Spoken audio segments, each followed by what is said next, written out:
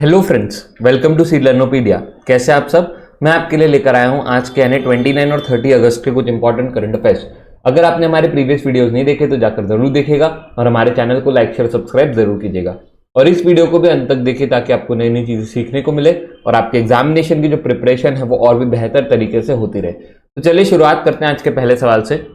आज का पहला सवाल है, इन August 2022 the union cabinet approved placing restriction on export of wheat flour to curb rising prices and ensure food security. Which country is the largest exporter of the wheat in the world? ये पूछा गया है। देखिए, सबसे पहले तो आप ध्यान रखिएगा कि cabinet committee on economic affairs इन्होंने क्या किया है, अप्रूव कर दिया है कि आप क्या करिए, गेहूं पर और आटे पर दोनों चीज पर क्या कर सकते हैं, इसके एक्सपोर्ट पर रोक लगाइए, क्योंकि इंडिया के जो गेहूं है उनको बढ़ावा आपको देना है और इन लोगों को क्या करना है, आपको इस पर आप रेस्ट्रिक्शंस लगा सकते हैं। इसके लिए आपको अप्रूवल मिल चुका है। क्यों? क्योंकि यहां पर आपको जो प्राइसेस है वो अगर आपको रोकने हैं, बढ़ने नहीं देने, ठीक है, तो ये लगाना पड़ेगा। दूसरा, अगर आपको फूड सिक्योरिटी को ध्यान में रखना है, फूड सिक्योरिटी को अगर आपको ध्यान में रखना है तो आपको ये चीज करनी पड़ेगी, ऐसा कहना है cabinet committee on economic affairs का, ठीक है। तो यहां पूछ रहा है कि वर्ल्ड में सबसे लार्जेस्ट एक्सपोर्टर ऑफ व्हीट कौन है, तो देखिएगा रशिया जो है ये वर्ल्ड का सबसे लार्जेस्ट व्हीट एक्सपोर्टर है और 2021 में 2021 में इसने क्या किया है, 7.3 बिलियन डॉलर्स का क्या किया है, व्हीट और व्हीट फ्लोर का एक्सपोर्ट किया है, ठीक है। तो ये आप चीज ध्यान रखेंगे, रशिया और यूक्रेन ये है सबसे बड़े, यूक्रेन ये है सबसे बड़े व्हीट एक्सपोर्टर। यहां पर व्हीट जो है वो बहुत ज्यादा होता है, ये चीज आप ध्यान रखेंगे। चलिए अगले सवाल पे चलते हैं। अगला सवाल है, which of the following countries inaugurated the world's first hydrogen powered train fleet in August 2022? देखिए, वर्ल्ड की पहली हाइड्रोजन से चलने वाली गाड़ी, ठीक है, ट्रेन, वो कौन सी कंट्री ने जो है वो इनॉग्रेट करी है, तो वो है जर्मनी। याद रखिएगा यहां पर सही आंसर क्या होगा, जर्मनी। ये एक पैसेंजर ट्रेन है, पैसेंजर ट्रेन हाइड्रोजन से चलने वाली, और इन्होंने क्या किया है, जो इनकी 15 डीजल ट्रेनें थी उसको इन्होंने रिप्लेस कर दिया हाइड्रोजन पावर जो है उससे। उसके बाद ध्यान रखिएगा यहां पर काम कैसे होता है, इसमें लगे हुए हैं हाइड्रोजन फ्यूल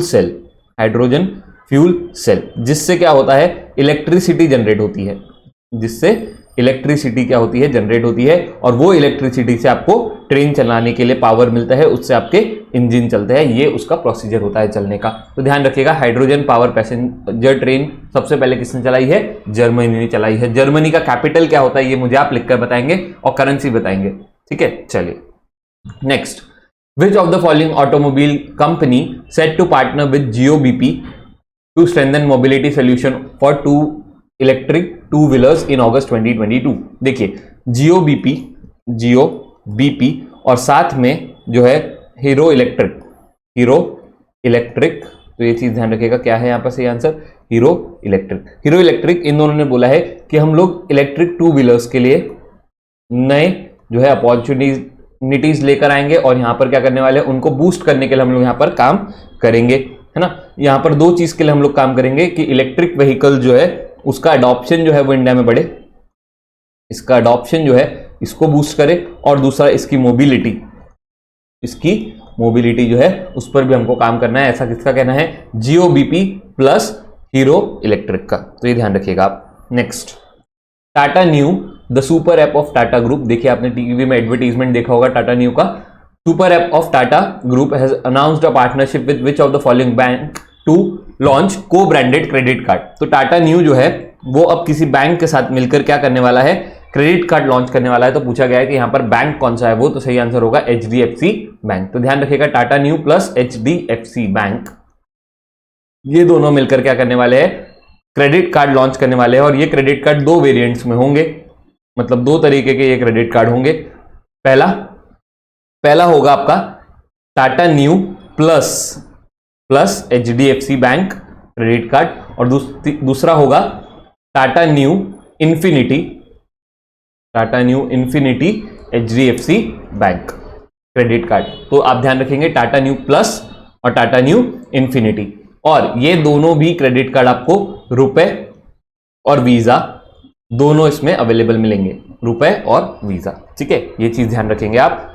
चलिए अगले सवाल पे चलते हैं। अगला सवाल है, Bharat gas resources limited BGRL is 100% subsidiary of which of the following company. तो भारत गैस रिसोर्सेज लिमिटेड ये भारत पेट्रोलियम कॉर्पोरेशन लिमिटेड यानी BPCL के अंडर में आती है। 100% सब्सिडरी है किसकी?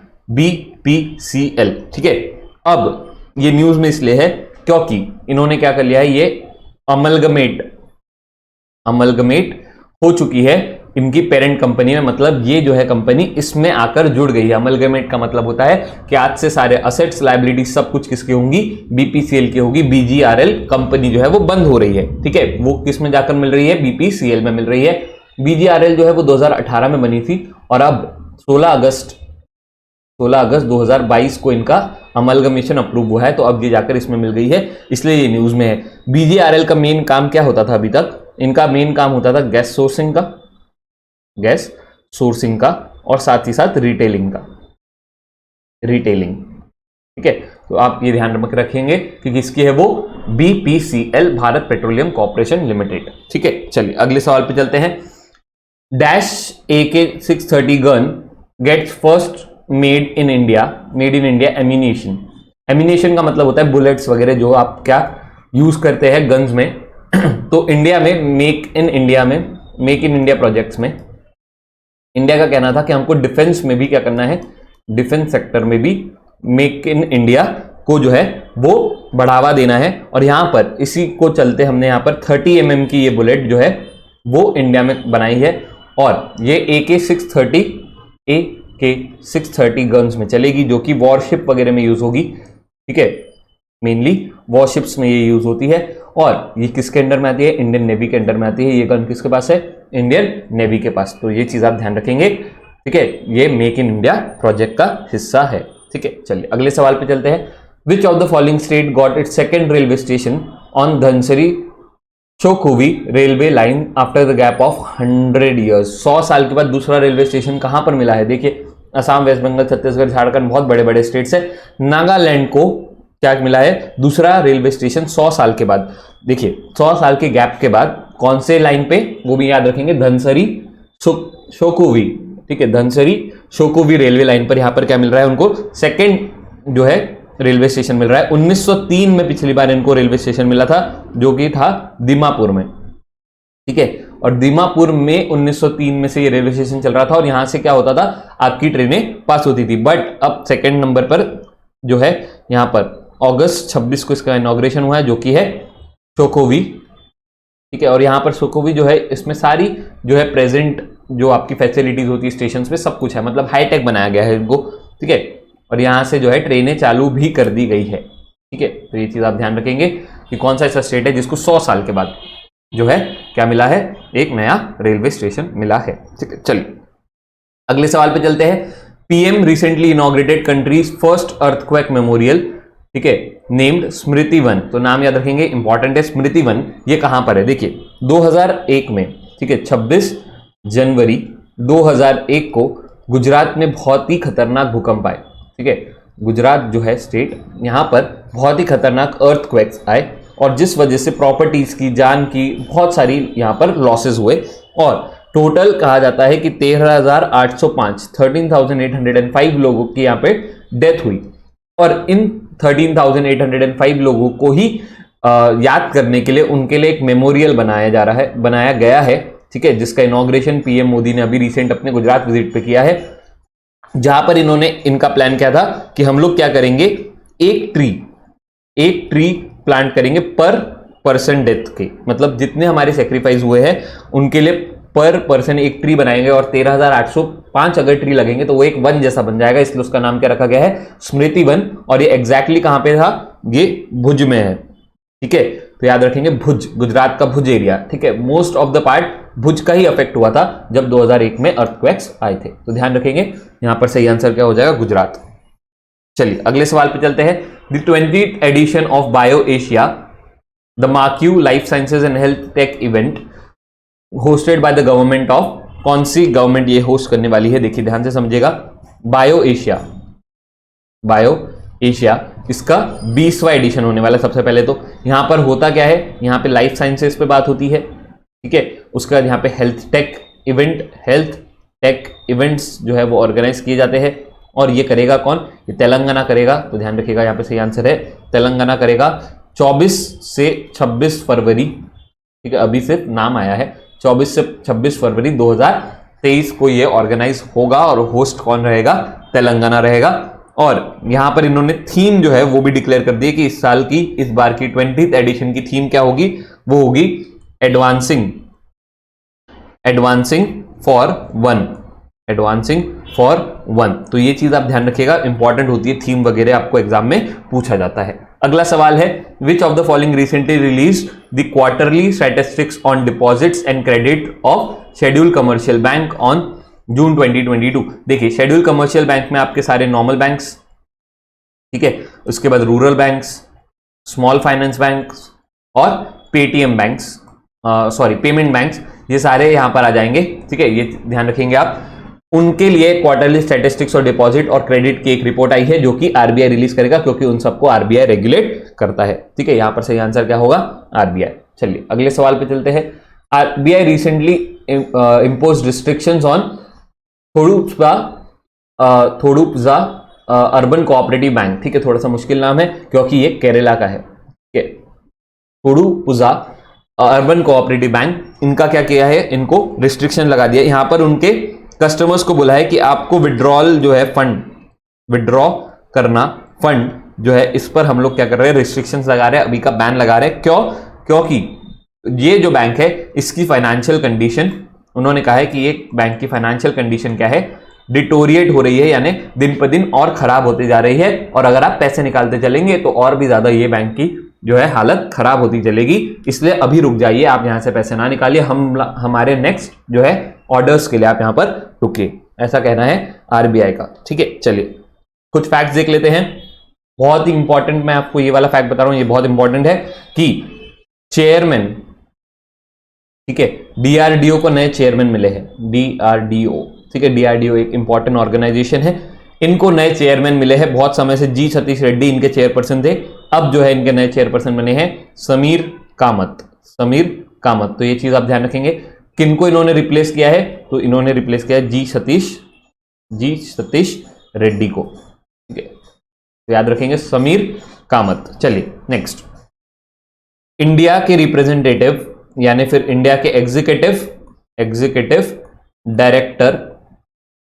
Director at international monetary fund, ठीक है, ये भी चेंज हो चुके हैं, ये हो गए हैं कृष्ण स्वामी या फिर के सुब्रमण्यन।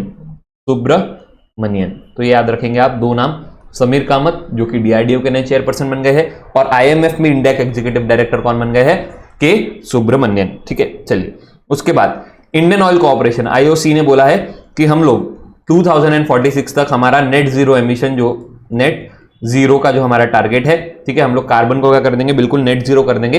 इसके ऊपर हम लोग क्या करने वाले हैं, 2 ट्रिलियन रुपीस खर्चा करने वाले हैं 2046 तक, ठीक है, 2046 तक, ठीक है। चलिए नेक्स्ट, अनंगताल साउथ दिल्ली में एक छोटी सी जगह है ये अनंगताल, ठीक है। इसको बोला गया है कि ये मॉन्यूमेंट ऑफ नेशनल इंपॉर्टेंस है, नेशनल इंपॉर्टेंस, ठीक है, नेशनल इंपॉर्टेंस। ध्यान रखिएगा ये चीज कहां पर है ये, ठीक है, एक छोटा सा रिजर्वॉयर टाइप है, कहां पर है, दिल्ली में, ठीक है, साउथ दिल्ली में है ये, जिसको कहा गया है कि ये जो प्लेस है ये नेशनल इंपॉर्टेंस की प्लेस है, ठीक है। चलिए नेक्स्ट, एक नाम आप ध्यान रखेंगे जो कि इंपॉर्टेंट नाम है आपके लिए, मैक रुदरफोर्ड, ये जो है ये यंगेस्ट पर्सन बने हैं, ठीक है, यंगेस्ट पर्सन बने हैं पूरे वर्ल्ड में फ्लाई करने के लिए, फ्लाई अराउंड द वर्ल्ड, वो भी कैसे, सोलो, ठीक है, अकेले पूरा जो है वर्ल्ड ये घूम कर आ गए हैं, जहां पर इन्होंने 52 कंट्रीज जो है 52 कंट्रीज के आसपास कवर किया है, 5 कॉन्टिनेंट्स में, 5 कॉन्टिनेंट्स 52 कंट्रीज, इतना घूम के आए हैं 150 दिन में, 150 डेज में ये पूरा घूम कर आया है। तो youngest person to fly around the world solo is Mack Rutherford, ये नाम आप याद रखेंगे, ठीक है। चलिए थैंक यू सो मच। कल मिलते हैं कुछ इंपॉर्टेंट करंट अफेयर्स के साथ। तब तक आप करंट अफेयर्स को रिवाइज करते रहिए। हमारे चैनल को लाइक शेयर सब्सक्राइब कीजिए, अपना ख्याल रखिए और हमें कमेंट करके बताइए कि कैसा लग रहा है आपको ये video. Thank you so much.